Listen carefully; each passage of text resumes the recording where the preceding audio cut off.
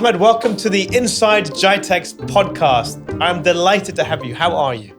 All good. Thank you, Luca, very much for having me in your special mansion here. Yeah, this is like a fishbowl. Welcome to my fishbowl. We've got people coming in and out. It's very busy at GITEX, right? It's one of the most remarkable spots in GITEX. So Yeah. pleasure to be inside rather than seeing it from outside only. Well, we're delighted to have you. Do you like being on a podcast? Do you like recording? Do you like the sound of your own voice, or do you hate this kind of stuff? No, I can say I hate, but there is a special fear sitting in front of you. I'm not that scary, I promise. Such an experienced and professional host. But no, jokes aside, I'm kind of used to some extent to deal with the media because I have been the media speaker for Oracle for quite some time, and my colleagues. I tend to believe they abuse me. Do they really? That's not very nice. If you're watching, stop abusing Ahmed. He's a good guy. So you're the VP of Cloud Engineering at Oracle. Correct. How long have you been doing that? I've been with Oracle for 25 years. Wow.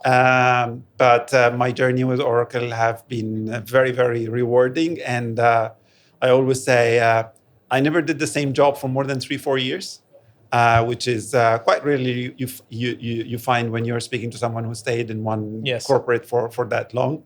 But I got the privilege of changing markets. I started working with Oracle in Egypt, but then I covered Africa, a very interesting market. You learn a lot. Very nice people when you deal with them. Kenya particularly, yes. And then I expanded to East Africa. And then, again, I got a chance to switch to cover some countries in the Middle East. And then I even had a great experience working in Eastern Europe. Was it great or was it a cold experience? It was extremely cold. It was extremely rewarding, but extremely cold, especially as someone coming from the warm part of the world and have to spend there quite some time. I still remember the nights in Czech Republic, for example. So I wished I should have brought much more clothes than what I have. So 25 years in a company, and like you said, you stayed because you kept having new responsibilities, new scope, but it's remarkable. I had a gentleman who I was speaking with from IBM who's been there for 32 years at IBM. Yeah. Like, that's impressive. For you and for someone like him, I mean, you're building, a legacy at a company. I want to talk to you about sovereign AI. I want to talk to you about cloud engineering. Really, in simple terms, what is sovereign AI, and what does it enable? Why should we care about it? Okay, let me. We talked about the countries and travel, so let me give you an analogy related to that. For cloud and for AI, imagine the best hotel room that you went for. Very nice. You have your room prepared for you. Very nice hotel. Very nice location. But at the end, this room is not your room. It's in someone else's hotel. Doesn't belong to you. Compared to your own house. In your own house, you can put your own rules. You can put your own decoration, your own system. You control. That's exactly the difference between AI and sovereign AI or cloud and sovereign cloud. That in the sovereign AI, the nation has the capability to build and design and deploy based on the standards they want to follow, not just to rent a place in someone else's data center. They call the shots.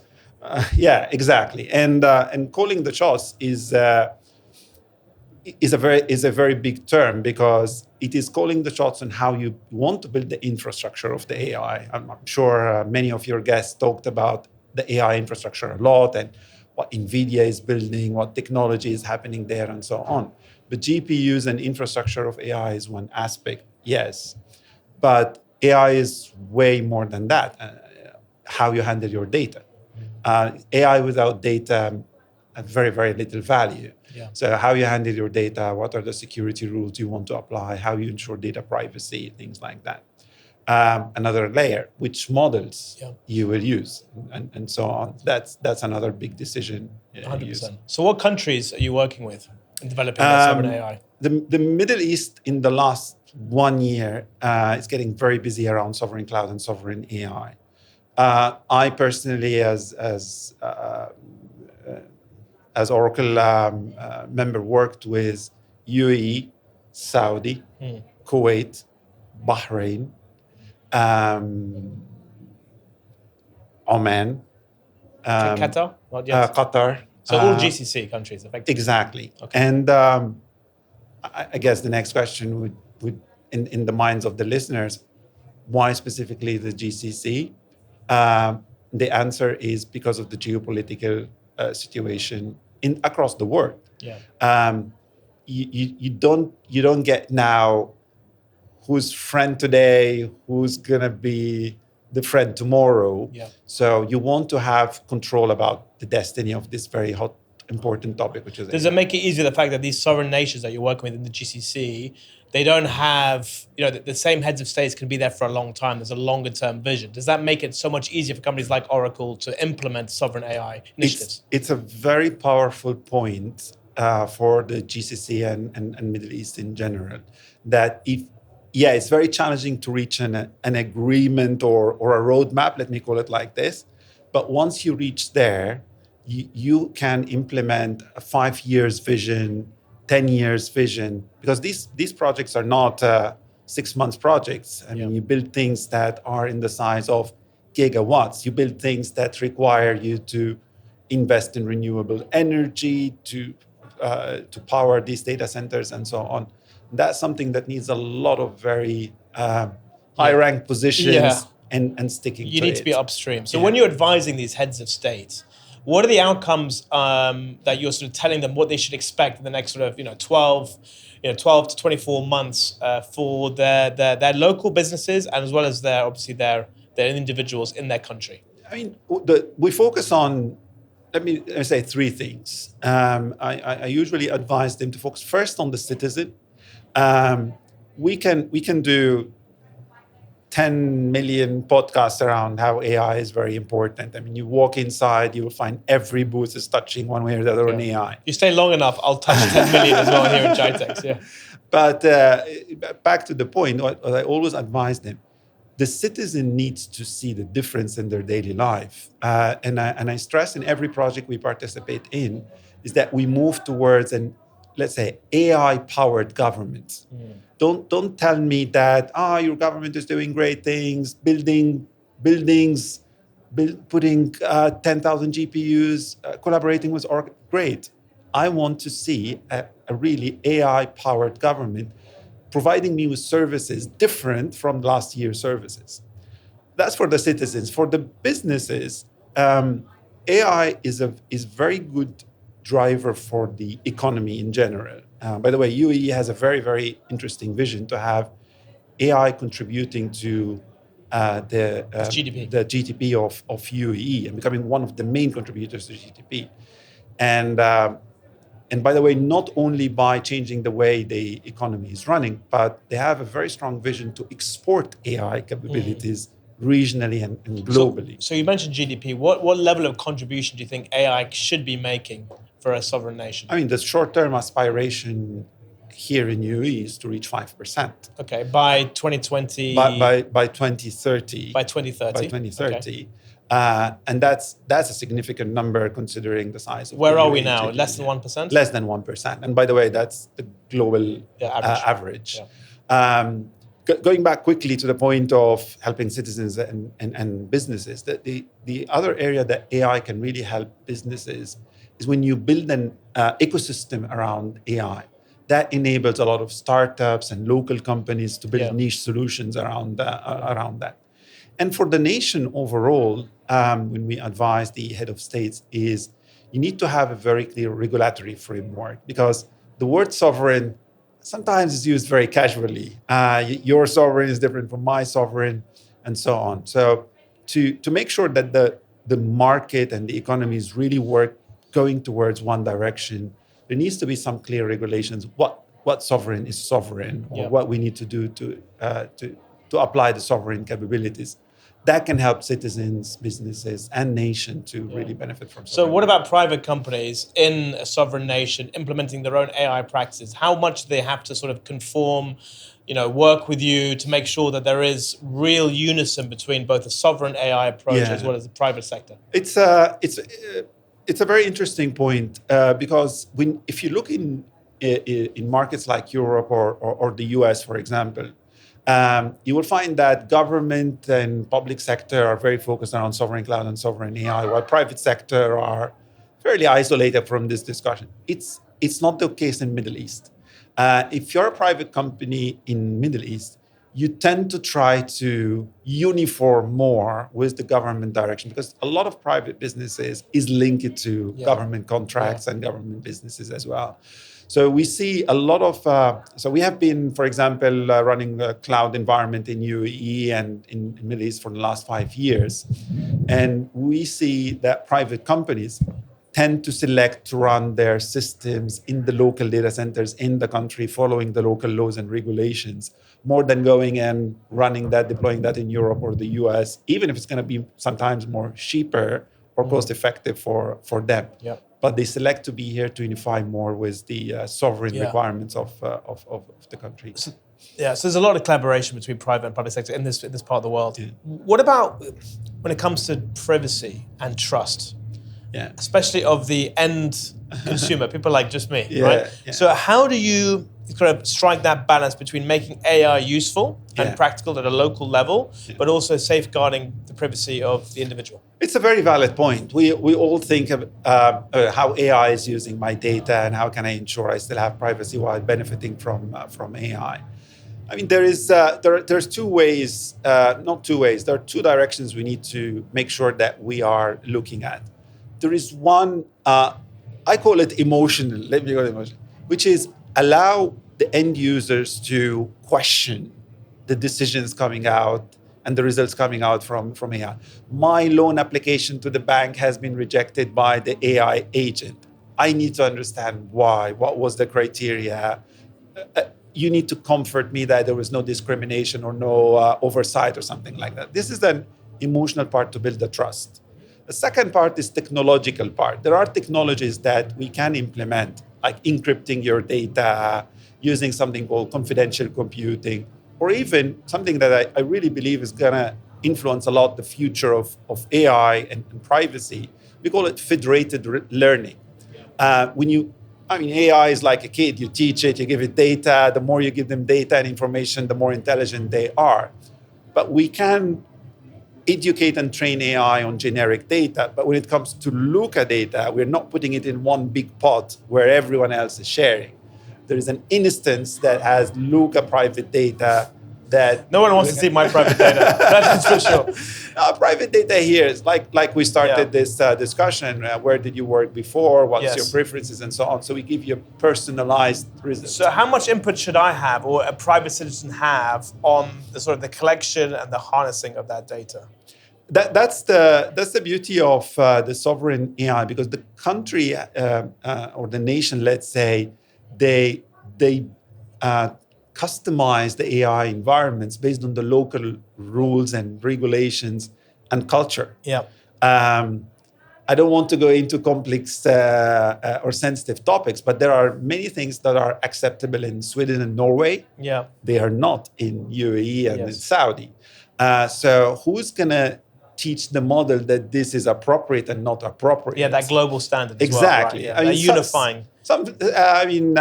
Starting a war, there's a global standard. It's not something good. But there are so many topics that are borderline and difference between cultures, even between cultures of Arab world or cultures of Western world.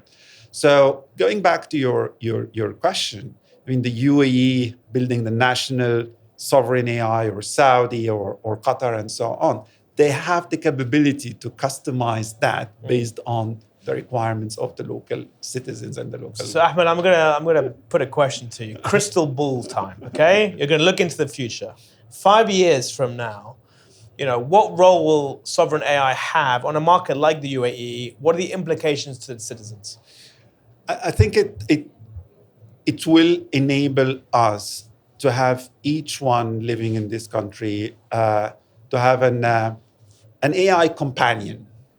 You will have a personalized AI companion, understand your mindset, understand your preferences, customize and personalize everything in your daily life based on your preferences, not on a generic one-to-many offering. And that will provide a completely different experience to each one of us when dealing with daily life. So you mentioned before the analogy of going to a hotel room, Yeah. right, and getting a great night's sleep, beautiful suite. What keeps you up at night from a challenge perspective? What are the things that you in the back of your mind, because you're in the middle of this? Yeah. What are the worries that you have, the concerns, the challenges that you foresee happening, especially as we become more and more dependent on AI? The main, I wouldn't say challenge. The main point that I'm kind of trying to be dedicated to answer or clarify is AI going to replace people or not? A very common discussion whenever you go into the area of AI. I'm trying to clarify to everyone that AI will augment the human factor. It's not going to replace. I believe the main challenge that we need to all work on to implement is what I can call human in the loop. So AI can prepare things for us, can summarize things, can save a lot of time and energy, but the final decision to be in the human hand. Yes. That will keep the healthy use of the technology. And on the other side, and I speak to a lot of the CIOs, CEOs, and so on, and say, okay, then this will help me increase my productivity and cut my cost. I always answer, don't think of cutting or reducing workforce. Think upskilling workforce. If you free up my time from doing very tedious and automated tasks, I have time that you teach me. Even if I'm a customer service, I'll take the very common example. Everyone saying, with AI, you will not need customer service. I disagree. You will not need a customer service who will look into a screen and retrieve a piece of information. Yes, but you will need a customer service who knows the personalized preferences of me and my thinking process and helping me benefit more from the products or services of this company or that company. Very nice. And if you were going to give an advice outside the GCC now, right? You're speaking to a leader. What's that one piece of advice that you'd give that leader to help accelerate their sovereign AI program? I mean, couple of points, to be honest, because and I learned that over the last couple of years, seeing the challenges in AI adoption. The first one, if you're a leader, appoint chief AI officer. You know, the UAE did it in 2017. Yeah. The first country ever to appoint a UAE very visionary, AI by the way. And I'm not talking about nations only. I'm talking about even large corporates and private companies. Because when you have a dedicated person tasked against this one main mission, they will take it and drive it across the organization or across the country. And then the second point I would give as an advice is you need to move beyond pilots. You need to move to some strategic implementations.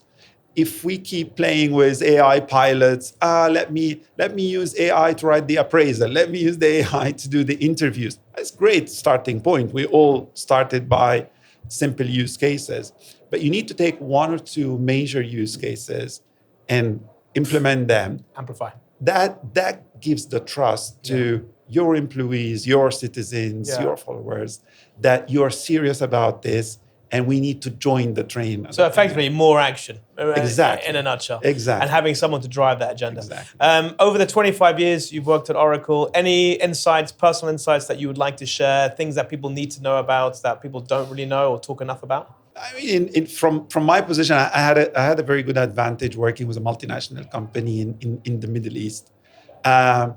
The area I believe brings a lot of value and we need to enhance more and more is the collaboration between the local nation and the multinational companies. There is a great potential in this collaboration. The multinational companies bring innovation and technology to the region. The local nations, they bring the regulations we talked about, the investment, the type of use cases. And that what helps you see this part of the world really leading. Yes. I mean, we announced it the other day, since we are talking the sovereign AI, we announced that the Stargate in UAE. That's a very ambitious project to build the sovereign AI of UAE, collaboration between a lot of multinationals like Oracle and NVIDIA and others, locally with UAE government and Core 42. That's a project that you don't see except outside the US.